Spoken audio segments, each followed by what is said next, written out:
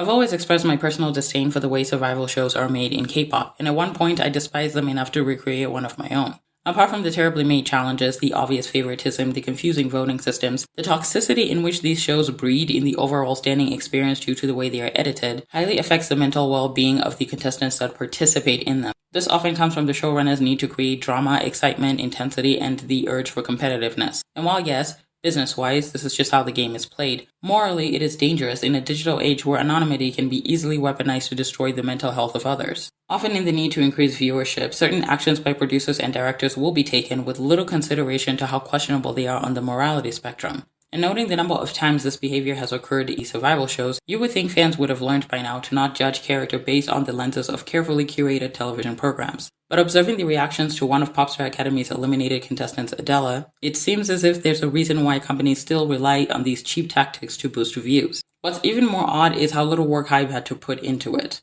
because all they needed was to provide the perfect conditions for online fan bases always looking for their pound of flesh. Villains, not just in survival shows, but K-pop in general, are often branded that way for quite literally any reason, meaning that you could do the right thing and pay a hefty price for it. And in this case, Adéla's crime was speaking the truth. That's something a lot of people who criticize her do not want to accept.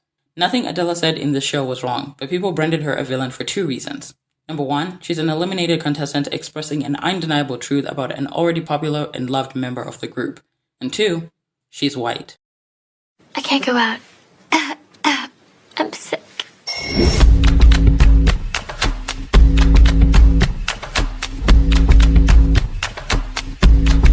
Boo, you whore. In a since-pirated video early this year, I expressed how K-pop fans suck the joy out of the standing experience due to seeing everything through the lenses of mistreatment and oppression. I use Liz of 5 as an example, when fans dogpiled on Starship for giving her 6 seconds in the Kitsch pre-release. It wasn't the annoyance with the unfair line distribution in general that baffled me. That is to be expected. It was the conclusion that people jumped to, which was that its unfairness was due to her weight gain and, more importantly, was in favor of Wonyoung, the group's skinniest member. Not once did people consider factors such as concept and vocal tone, nor did they assess that this was just one song in a discography where Liz already has the second longest line distribution.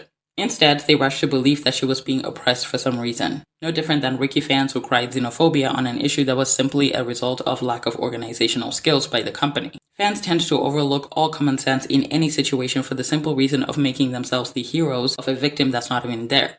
Adéla and Manon's case is not the first of its kind, and as long as survival shows continue to be a thing, it won't be the last. I'm also convinced that plenty of people who villainize Adéla on this issue did not watch the show, or at least the whole episode like I did, to get a clear picture of what led the girls into that problem in the first place. For example, the most damaging clip to Adéla's reputation was in the 5th episode, where the girls sat down to discuss their frustrations with the program changes overall with their psychologist. All the girls agreed that the transition from believing that they would be picked by executives based on talent to now being chosen by fans based on looks and ethnicity was hard for them, and particularly difficult to accept was seeing contestants such as Manon with little talent and even less work ethic receiving plenty of votes from viewers. It also didn't help that the conditions of the first elimination round were not adequate enough for fans to truly determine talent-wise who deserved the top spot. Adéla, Lara, and Sophia were the most expressive about the situation, pointing out that talented contestants were being overlooked because of their nationality. And then to see people who don't show up be at the top, it's just stupid. It's not based on how talented you are, like things that actually matter. It's just based on how pretty you are. This is what struck Adéla the most. As a Slovak, she feels her people are not well represented in the entertainment industry, especially in the music sector, as the country in itself is a small one. Part of her joining the program was not just about her passion for music. It was about being able to represent her people and to be an inspiration to other little girls from her nation to reach for their dreams and goals. The Americans experience what, a Slovak would experience all the time. We don't ever get represented, ever. And even the people that are, Manon, she's getting so much attention. For a contestant who worked that hard to get into the position that she was in, worked for a very long time with the company, to then be skipped over for one who does not work hard at all and cannot compete in skills because of looks is naturally frustrating. And to add insult to injury, this contestant that she was being picked over did not even audition for the program. Instead, she was DM'd because of her social media presence. This is not an uncommon occurrence as it happens all the time with K-pop stans. Part of their distaste for visuals in K-pop is their sometimes lack of talent or the preferential treatment they tend to receive based on their looks. So Adéla being scrutinized for pointing out an obvious situation that K-pop stans complain about all the time was a little surprising to me. You know, people are upset because she doesn't put a lot of effort and she doesn't show up for her teams a lot. And so people are upset that she is the person who's getting so much attention. It's not based on anything right now. It's just because she's pretty, and that's true. She is pretty. When I initially looked into the opinions online, I was presented with a pretty negative impression of Adéla. The impression that she is jealous, mean, and out of touch when it comes to racial issues. This is exactly why I feel plenty of people commenting on this did not watch the show at all. Because the analysis I gave you so far was all determined by just watching the 5th episode alone before I dove into the rest of the documentary. The context on what was being discussed in that room was clearly available. It was about nationality and work ethic. And even after her elimination, in her final remarks towards the end of the episode, Adéla addressed once again her need to represent her country and her people. I'm a girl from a small country. I always hoped to at least reach one person or one little girl and encourage them to go for their dreams. To people being like, oh my god, you're from Slovakia and I always wanted to do this but I never thought I could, and you gave me hope that it's like possible.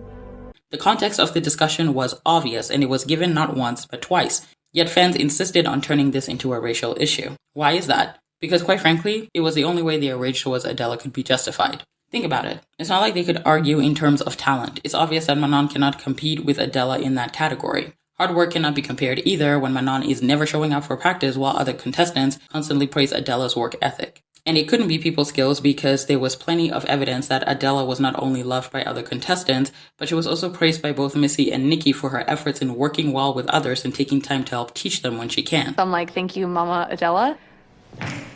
She is such a little dance teacher. It's really endearing to see. It was Adéla's idea too, because I think Adéla saw how stressed out I was and she was like, I can help. Since the beginning of the program, a lot of the girls were intimidated by Adéla, but I think she looked at this opportunity as a way to befriend all these girls that were younger, and they started to lean into what she was offering in that sisterhood and that friendship. So what else could they possibly use against her other than her race? Manon being half black is the only victim card that would actually work, because comparing them in any other area would simply force them to acknowledge that Adéla actually wasn't in the wrong. The truth is that she was the preferred candidate for their rage because she spoke up about what was actually going on. To be brutally honest, few people watch survival shows for the talent or the friendships.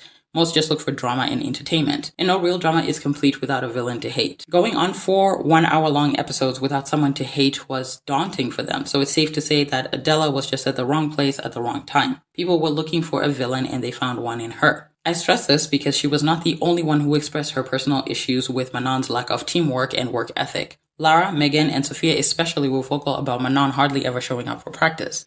This keeps happening over and over again with Manon. And there's people that just came and never danced before just like her, but they are here every single rehearsal, putting in extra work. Manon clearly knows about it because she's literally spoken to me saying that she's upset that we're saying things and all that, but why are you upset that we're frustrated at you, like when it's you're doing, and we told you that we're upset.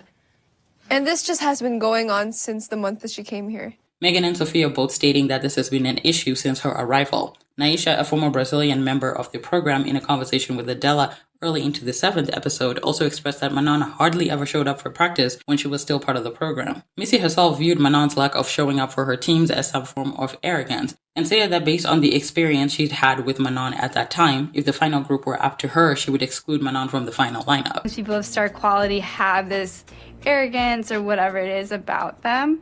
But with K-pop, there's also this required humbleness and kindness and caring about others and your teammates. I have not seen that from Manon. I would absolutely not put her in this group based on my work experience with her. As if that is not enough proof, the producers had each girl put together their dream group in episode 6 under the pretense that this would not be shown to the other contestants. Based on that fact, the girls were fully honest and only 1 out of the 18 contestants included her in their final lineup. This wasn't just a matter of jealousy. Manon was not number 1 in votes and she wasn't the only black person in the top 6. Yet she was the only one everyone had an issue with because they viewed her as the only one who did not deserve her spot, considering talent and work ethic. Concluding that Adéla's issues with her were based off jealousy alone is a biased view, and picking her apart for expressing to want to represent her nation because she is a white girl is nonsensical. It is painfully obvious that of all the people who expressed their issues with Manon, Adéla was picked apart the most because she is a white blonde girl. Sophia is Filipina, Lara and Megan are ethnically Indian and Chinese, and even ᴟᴟᴘ was not as brutally attacked for complaining about Manon and she is black. While these girls do get some hate, the levels between the backlash they receive and the one Adéla does is not nearly comparable. Adéla was labeled a villain because she is white, and in the current social climate, being white is not only associated with privilege but also with tone deafness and racism. These behaviors are often labeled on white people nowadays even when they do not exhibit them simply because of their race. Another example would be a viral tweet which featured a clip of Adéla joking with jöൢ about giving her the nickname YC because it was easier to pronounce. The tweet presented this as a microaggression. 2 problems with that. 1, they clearly asked her what she preferred to be called, letting her make the choice for herself, and when she expressed that she preferred her name, they did not object in any way. They simply started calling her that. And 2, Carly was right there with Adéla joking about jöൢ being called YC, yet she was not harassed for it. You know why? Because she isn't white. The actual context is also not provided in the tweet, because all Adéla and Carly were trying to do was trying to reassure jöഢ that she would do well in her evaluation. Does she have a level test? Yes. Right now she has it. You're gonna kill it. You're great. You're jöഢ. You're YC. You're YC. Another overlooked factor, which I think would have helped add more to Adéla's character, was the fact that when jöഢ arrived, Adéla immediately mentioned that she knew that physical touch wasn't exactly jöഢ's favorite thing, and that she was okay with it, which is why she kept her hug short and light. I know physical touch, you don't like physical touch. It speaks volumes about Adéla's character, at least in this documentary, that she cares for the comfortability and preferences of other people, so painting her as some insensitive, racist white girl simply doesn't track. The hate against her was never about her character. It was obvious in the documentary how much her peers and executives loved and respected her. Nikki expressed her gratitude for Adéla taking time to help Hinari improve for their mission without anyone asking her to. Numerous members labeled her as the hardest working contestant in the program, especially Sophia and Lara. Especially like with Adéla. There's nobody in this program that works harder than her. To see her be at the absolute bottom, it's like ridiculous. Like it's like a joke. I've been voting for the past few days, and I've been voting for her every single day. Like from the beginning, every time people would ask me like, who do I want to debut with? I want to debut with Adéla because she's just a star. I feel like we need that. And Missy commended her for not shrinking at the girls being intimidated by her in her early days, but turning it into an opportunity to get to know them and to become a big contributor to the group. Even Hinari, as shy as she is, expressed her love for Adéla after she spent so much time trying to help her with the mission. The documentary highlighted Adéla exemplifying excellent leadership qualities by not only helping the members improve when she could, but by also speaking up for the group when they had concerns. The group was obviously devastated that she wasn't coming with them to Korea and were touched by her words of encouragement for them, even though her dream had just been crushed minutes earlier. I cry when I think about you guys because everyone here is so talented. And I want you to know that none of you need this. If you get it, that's great. But you don't need it. Because you're great on your own.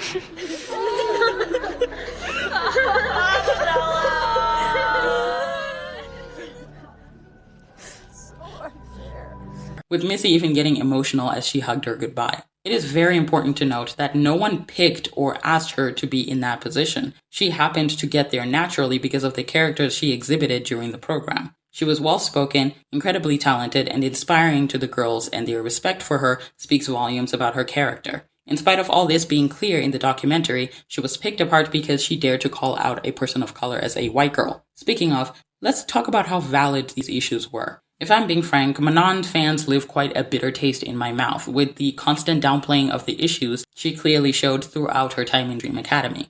They refused to acknowledge that Manon skipped practice numerous times for reasons that honestly didn't feel valid, except for the one time she had COVID. They refused to put the responsibility of her feeling left out on her hardly ever being around to bond with the girls. And more importantly, they did not point out the obvious, that the only reason why she made it into the group was because of her looks and how Hype chose to highlight her during their promotional content. Instead, they chose to spread information that isn't true. For instance, they made claims that she wasn't breaking any rules, or some comments that I saw saying that minors were allowed to live with their parents if possible. Even though A, Manon is not a minor, and B, Missy made it abundantly clear in the beginning of the 5th episode that Manon was living with her aunt because she kept breaking the rules, especially the curfew and class time arrival rules. Manon does not live at the house with the other girls. We had a couple of rules with Manon that continued to be broken, like being late for curfew at the house or being late to class. And so we just felt like the best conclusion was to just have her live with her aunt. Instead of facing punishment like other contestants who've broken the rules before her, they decided to reward her behavior by bending those rules backwards for her. That is the literal definition of preferential treatment, applying the law to some and not others. Seeing this, you cannot expect the other girls who've had to watch some of their friends go because of rule breaking not have an issue when Manon does not have consequences applied to her behavior. What's stranger is that Manon's reasoning for her actions, which is being late for classes and everything, was that, quote, living with girls is hard. I obviously love the girls and love being around them, but our schedule is so booked and busy right now. For me, having family dinners was really good for me, and just sleeping in my own bed and getting a good night rest.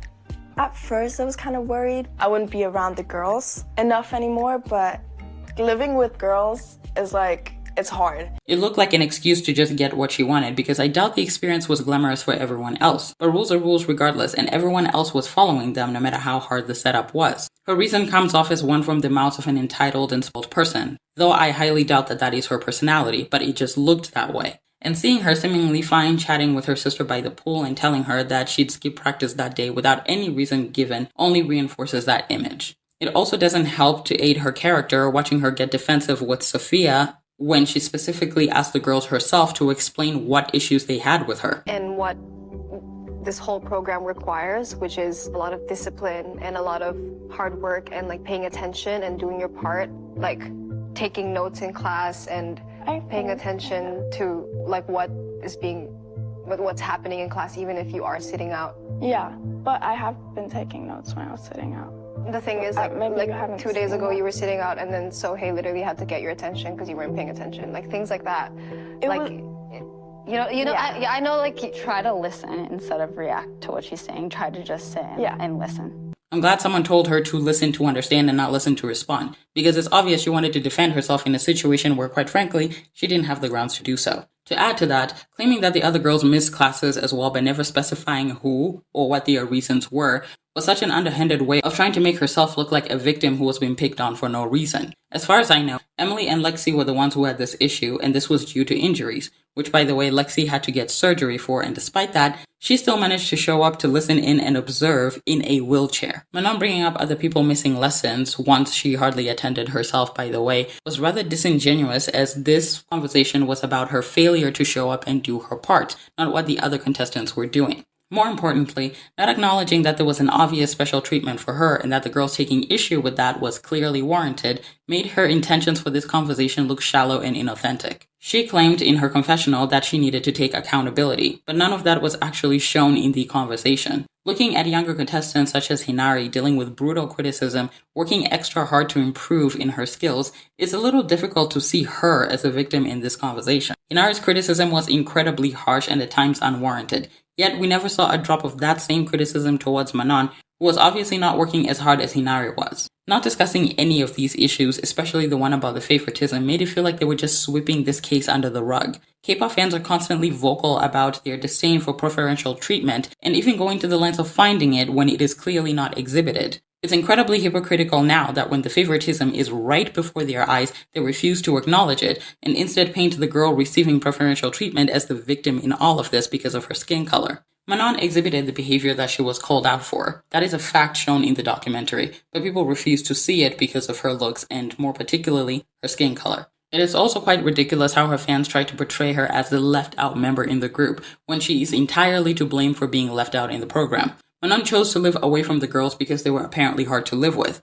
and she regularly skipped practice and classes when her teammates needed her. These circumstances obviously made it harder for the girls to bond and build a relationship with her based on trust, You cannot build a bond with someone who is not around to do so because trust is a two-way street. The girls felt distant because when they needed her, she did not show up, so the lack of trust happened naturally. But as Manon started showing up and taking her space seriously, you can clearly tell that the dynamic shifted. More importantly, they've had time to work together for months leading up to their debut. It's only common sense to assume that things aren't the same anymore. Manon seemed more present after the conversation, which made it possible for them to build a more solid relationship than the one they had with her during the survival show. During that time, to somehow expect the girls who've had to watch their talented friends leave the show just to welcome Manon with open arms when she finally decided on her own schedule to take the program seriously is not realistic. And I think that's why a lot of idol friendships are exaggerated for fan service. K-pop fans simply cannot handle anything that doesn't align with their personal fantasies. In a video last year I titled "No Idol Should Be Given Freedom of Speech," I highlighted that K-pop fans were simply not ready, or to be frank, not equipped to deal with freedom of speech and authenticity. And the reaction to this documentary proves that. In times when girls were having what was supposed to be natural reactions to their circumstances, they are getting bashed and harassed for it, with some fans going as far as to pray for their downfall. Creating a documentary might have been a good idea for non-K-pop fans to watch it as they get a feel of katseye as a group, but among K-pop fans, their main fan base at the moment, this has only backfired. Hype's poor attempt at showcasing authenticity has only birthed the one thing most of us despise: toxic solo stans. The hatred of Sophia and Lara online will only put a stain on their reputation, and given how easy it is for Manon fans to lie about what really happened, who knows how many people are willing to verify the accuracy of their information. Not to be that person, but I think Hype should just quit doing documentaries, or at the very least get directors and producers who know how to give the audience what they want without costing the reputation of their artists. Twice this year, they have made choppy documentaries with the intention to gain either public sympathy or support, and twice they have done a terrible job. katseye may be a global group, but with them being marketed into K-pop first, they should have known better and went about this, not just the documentary, but the group selection itself in a different way. If the only way a creative team can create excitement is by unethical means that will cost people their reputations and well-beings, then Hype needs to go and gather another creative team. And as for those who've been playing into Hype's cheap tactics, grow up. Every year you complain about untalented idols getting support they do not deserve. You insist that the industry should give idols more room to speak their minds, and you swear that mental health of idols should be taken seriously. Yet again, you prove that you are the common denominator problem. Your reactions explain why companies continue to do what they do. Because anytime authenticity is given to you, you tend to twist situations for your own benefit, especially when you hate idols. Say whatever you want about these companies, but you are really just as shallow, if not more, than they are. Unfortunately, this documentary precisely proves why K-pop is as manufactured as it is. And no matter how many times fans demand authenticity, there are greater chances that you will never get it now.